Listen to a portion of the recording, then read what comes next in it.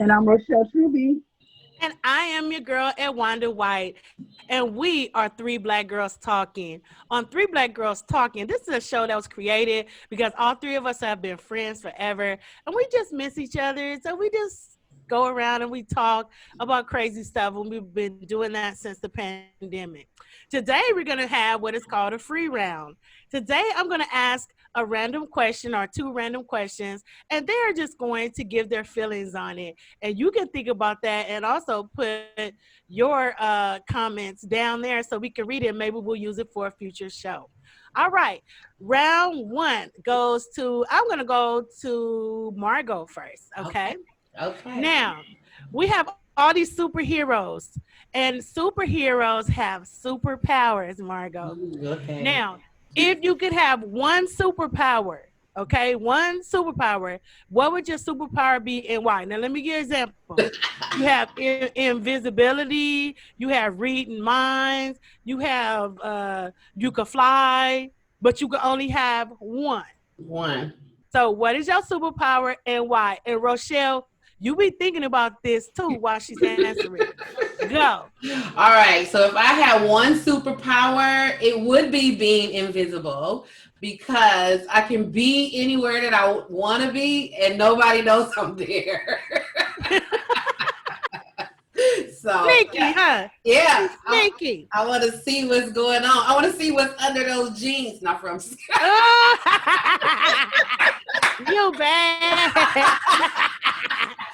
I know that's right. There's a whole bunch of people in here that's right down there. They write that comment right there. Okay. Like, I feel you, girl. Okay, so you said what it was, but you didn't say why. Because you just don't want nobody, because you want to see what's going on. I just want to be able to be in places and nobody know that I'm there, so I can hear conversations. I can see whatever I want to see.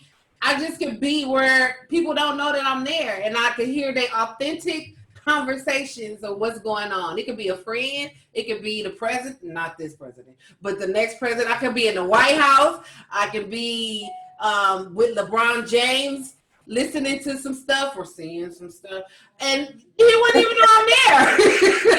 Okay, so you just being nosy. You want to know all the Kool-Aid. I'm just being nosy. You want to know all the secrets. Yes. Okay, that's a good one. Why. Okay, Shelly, Rochelle, what you got to say?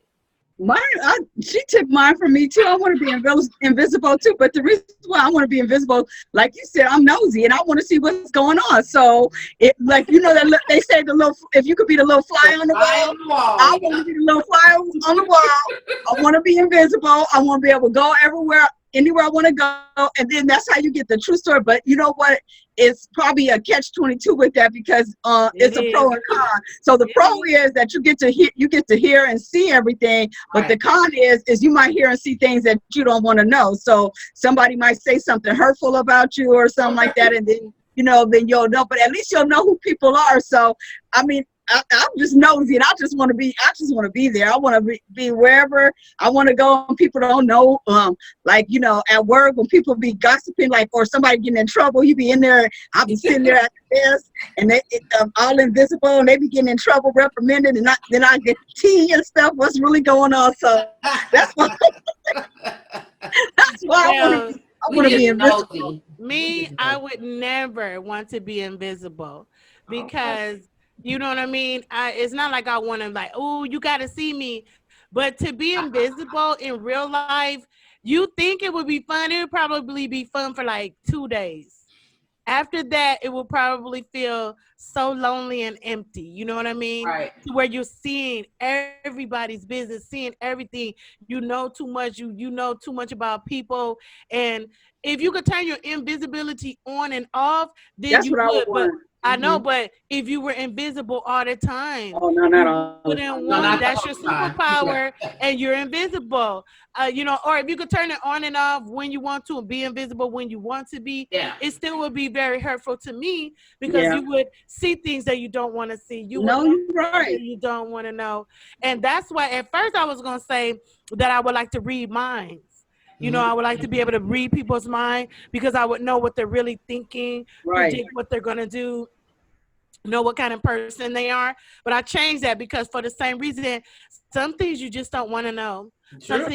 Some things you just shouldn't know. So my superpower that I would want is, you know, them people that can shift and fly somewhere. I guess like a jumper. You know how you jump into the future or jump to somewhere like Paris. Wouldn't that be fun, right? Yeah. To do that? I would love to be one of those jumpers where I could just go jump. And then I just be in Paris and then come back and be like, jump. I'm in a different time period. Yeah. I could go to Egypt and I could go this and that, and somebody come and get me or something gonna happen and I go jump and then go back and stuff. I really thought about this, obviously. Yeah.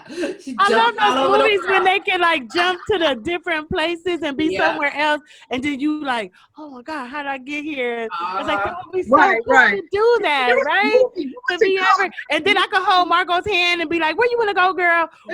And we go and you know what I'm saying? We can do it. We can go inside the bank vault and be like, jump and get the money and come back out, jump. You know what I'm saying? It's something possible, right? Ain't you ready to jump, girl? Yeah, I'm ready. Let's go. That's dope one. I would love doing that. You guys had a good one with the invisible, and I honestly think a lot of people would. I read an article somewhere, I can't remember what it was, but the number one thing that people picked is that they wanted to be able to fly like Superman. Oh yeah. Oh, okay. Yeah. Me, I would be scared. Like I'm afraid of heights. Yeah, I don't want to fly. But a lot of people wanted to be able to fly, you know, or they wanted to see what it feels like to fly. So I thought that was interesting.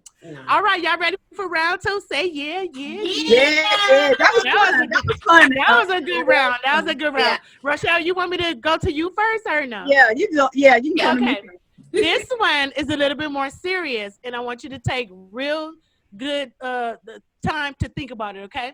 Now, we have 5 senses. We have our sight, we have our sound, we have our touch, our taste, and smell. What else am I missing?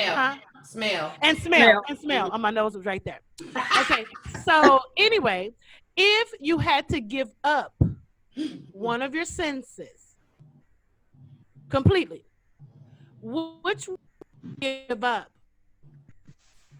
I would give up smell because taste, I don't want to give up taste because I like food too much to give up taste. Hear, I need to hear things, you know, and to see. So smell, I kind of almost have given up smell because I have allergies real bad. So I can't smell stuff sometimes. Like people be like, Rochelle, do you smell that? I'm like, no. I mean, it has to be really strong for me to smell it. So basically I kind of have given up smell a little bit, but so smell would definitely be the one because I already know how it feels not to smell, and everything else like taste and being able to see and hear and touch, I need to have that, you know. So yeah, smell would be the one. Okay. What about you, Margot? Same thing. I would give up smell. Now say for instance I've never smelled before, maybe not, but if I just lost my sense of smell, I'll be fine with it because there's some funky ass stuff that be around. Stuff you don't want to smell. I don't want to smell it anyway. So, and then I would know what a food smells like already, so I'll be like, okay, I really don't need to smell it. As long as I can taste it, I need to be able to hear, and I need to be able to see it, you know, so it's not a surprise when I eat it. So yeah, I'll do the smell. I don't mind losing my sense of smell.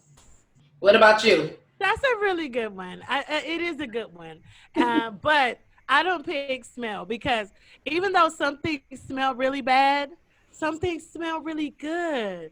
Just think about the smell of coffee or the smell of a cinnamon bun or taste flowers it.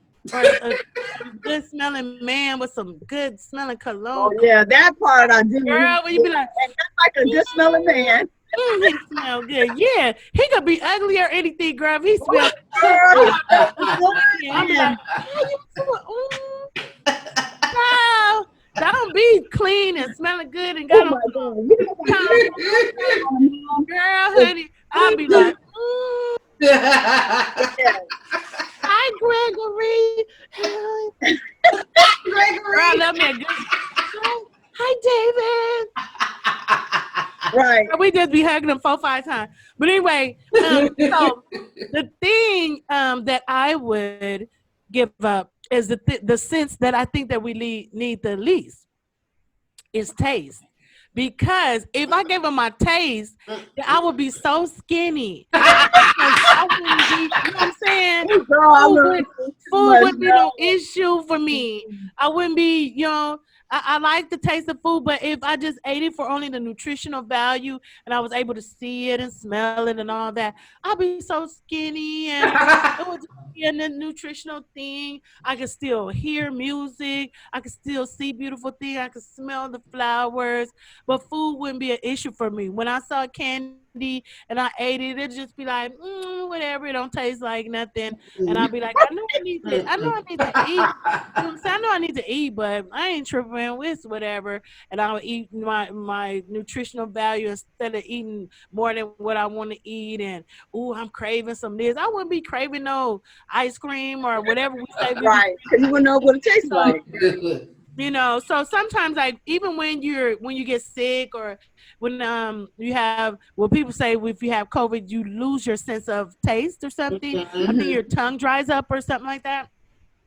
A lot of times after you're sick or whatever, you do lose weight because you're not really, your appetite's not there. You don't taste anything anyway, and you just kind of be eating chicken broth or whatever. So I think out of all the senses, I love the sense of taste, but out of all of them, I think that's the one that I could do without. Oh, okay. Yeah.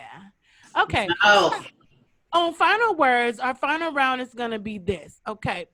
If you could say one thing to your younger self, how about your 18-year-old self? You give me your statement or your 2 or 3 lines that you would say to your 18-year-old self, and we're gonna close out with that. Who wants to go first, Margot or Rochelle? I'll I'll go. go first. Oh. Oh, go ahead. Okay. Okay, go ahead, Margot. This is your 18-year-old self, and you are talking to her as if you are not her. What would you say to her now? What I would say to my 18-year-old self is, Margot, follow your dreams. Don't let anything hold you back. Don't allow weight or anything else, because that was my biggest thing, is because I'm big, I can't do this. And you could have done that. So don't let anything hold you back. Don't let anybody hold you back. Do what you want to do and not what anybody else wants you to do. That's what I would say to her. Rochelle? I would say to her, Rochelle, stay focused. Stay focused on school. Get your degree, finish up, and keep God first. Because I think that if I would have stayed focused in school, I would have been a lot further ahead than I was. Even though I did finish school and I got my master's and bachelor's and my master's degree, but I think if I would have did it when I was younger at 18, then be done, and then I could have furthered on with my career. But out here hanging out and dating guys, men really will deter you from doing your what you want to do, because they have you let them deter you. So stay focused and keep God first. I think I would be in a different place, even though I'm here where I am now, which I owe the glory of God. But I think that a lot of things that I've done in my past probably wouldn't have happened if I would have stayed focused. Yeah. Okay. That's a good one. That's a really good one. I'm going to say to my 18-year-old self, choose your friends wisely. Yep. Because a lot of times at 18, you think your friends are everything. And a lot of them are the ones who are trying to destroy you. They trying to sleep with your boyfriend. They want your life. They can't stand you, and they smile in your face. But when you're young, you don't know that. You don't know that choosing your friends. Like I met Rochelle when I was 16 years old. You know what I mean? She was my college roommate. We ain't gonna say how old we are now, but we ain't 16. And she might have been 18 or 19 at the time. I had just turned 16 because I graduated early, so I wasn't even 18 as a freshman. I was turning 16 my freshman year. And so meeting someone at that age, if I had known how to choose friends back then that were going to be with me for my life long, and a lot of them are, like my friend, you know Daphne Hunt, you know Daphne Rochelle. But anyway, she's my son's godmother, and I met her at our college. We had a little private Christian college or whatever, and you could count the black people on your hand. One hand. Trust me, all of us knew each other. And so, as my 18-year-old self, choose your friends wisely, because the ones that you choose, your friends can really truly build you up, or your friends can truly break you down. So if you don't pick the right ones, it just does change the trajectory of your life. So with that, we are three friends, and we are three black girls talking, and we'll see you next time. Bye. All right.